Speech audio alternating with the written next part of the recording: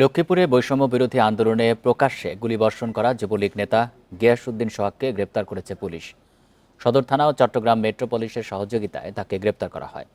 তিনি শিক্ষার্থী হত্যা ও পুলিশের বিস্ফোরক মামলাসহ 4 মামলায় গ্রেপ্তার দেখানো হয়েছে জেলা যুবলীগের সাংগঠনিক সম্পাদক গিয়াসউদ্দিন সোহাগকে।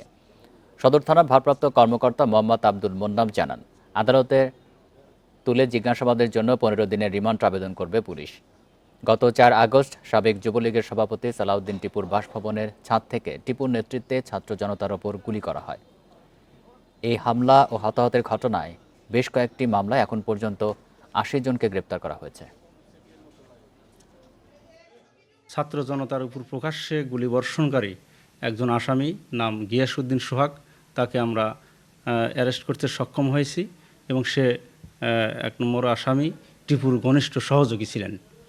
তাকে এ পর্যন্ত আমরা এই মামলায় প্রায় 80 জনের মতো অ্যারেস্ট করেছি। আরও গ্রেপ্তার অভিযান অব্যাহত আছে।